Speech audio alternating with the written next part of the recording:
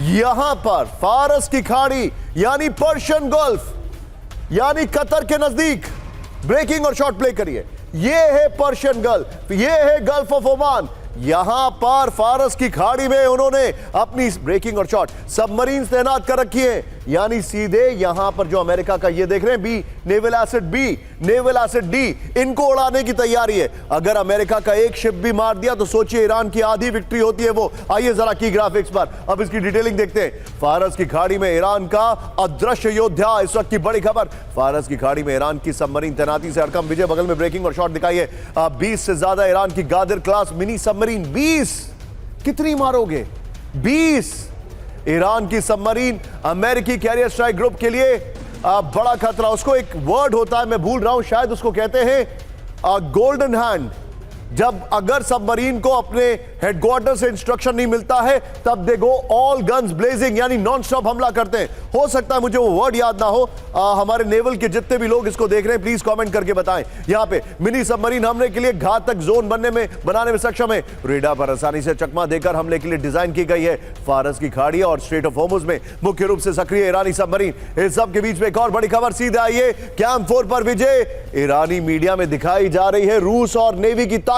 ये देखिए Hormuz strait में रूस ईरान चीन का साझा सैन्य अभ्यास। दिखाइए विजय, ये देखिए होर्मुज में रूस ईरान की नेवी एक साथ दिखिए। ब्रेकिंग और शॉट दिखाइए फर्स्ट ऑन टीवी9 हम आपको दिखा रहे हैं। होर्मुज में रूस की मौजूदगी से टेंशन में अमेरिका। ये देखिए रशिया की मौजूदगी का मतलब जानते हैं आप कि अगर अमेरिका ने अभी कोई भी हलचल की और रशिया का शिप उसकी चपेट में आया तो एस्केलेशन मैट्रिक्स बहुत ऊपर होगी।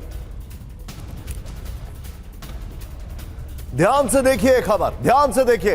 अब इस सब के बीच में एक और बड़ी खबर सीधा आइए कैंप 4 पर। एक और बड़ी खबर, सऊदी अरब में अमेरिका की बड़ी तैनाती से हड़कंप। ब्रेक करिए जरा।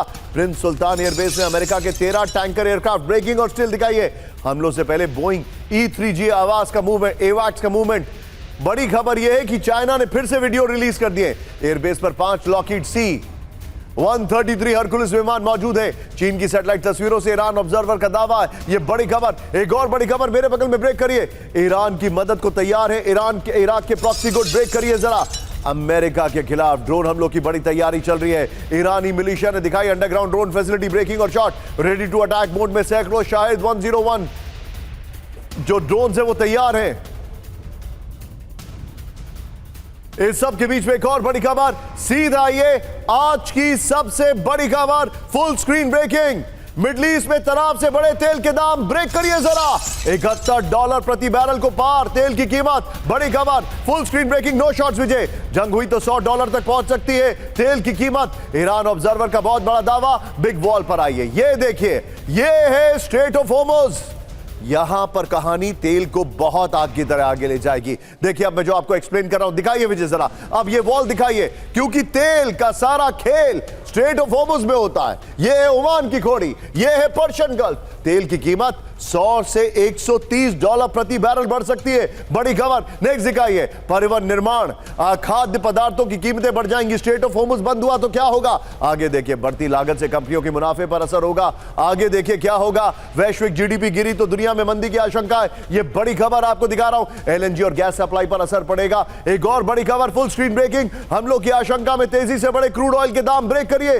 24 घंटे में 2% तक बढ़ गया है क्रूड ऑयल। बड़ी खबर, बहुत जल्द $15 प्रति बैरल बढ़ सकते हैं दाम। दोनों ब्रेकिंग एक साथ दिखाइए विजय। हमला हुआ तो होर्मुज स्ट्रेट से रुक सकती है tanker movement. Yahoo finance data का बहुत बड़ा दावा। सीधा ये फ्लोर पर विजय। इस वक्त की बड़ी खबर ये देखिए जरा। बड़ी खबर, मिडल ईस्ट में तनाव, तेल के बड़े दाम। ईरान पर अमेरिकी हमलों की आशंका से बढ़े तेल के दाम। बड़ी खबर, एक दिन में 2% तक बढ़ी ब्रेंट क्रूड की कीमत। विजय इससे पहले वाली ब्रेकिंग लीजिए और सीधे चलिए अशोक सर के पास। Ashok sir, I think this is very very big.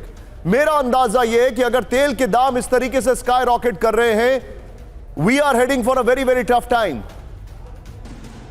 जी निशांत, आप ठीक कह रहे हैं, क्योंकि वैसे ही हम देख रहे हैं जो कितनी अनिश्चितता बन गई है पूरी विश्व में। क्योंकि जो हम पॉलिसीज देख रहे हैं, एक तो राष्ट्रपति ट्रंप की तरफ से वो सबके ऊपर टैरिफ्स लगाते जा रहे हैं, और चाहे वो यूरोप हो, यूरोप की अर्थव्यवस्था वैसे ही रूस यूक्रेन के युद्ध से वो खराब हो रही है। वहाँ पर एनर्जी उनको मिल नहीं रही है। एनर्जी से उनकी जो इंडस्ट्री है वो सब एकदम बिल्कुल ही शिथिल पड़ गई है। दूसरी तरफ आप चीन देख रहे हैं, जो चीन अपने को वेपनाइज कर रहा है सब चीज़ों को, चाहे वो सप्लाई चेन्स हो, चाहे वो क्रिटिकल मिनरल्स हो, तो हर जगह हालात बहुत ख़राब है। और अगर तेल का दाम बढ़ता है तो देखिए पूरे विश्व को इसका यू राइट, बहुत ही बुरा असर होगा। परंतु ग्लोबल साउथ की कंट्रीज को, डेवलपिंग कंट्रीज को, भारत को, जो So हम true. 85% अपना तेल हम आयात करते हैं, You're right. हमारे लिए बहुत मुश्किल का समय हो सकता है।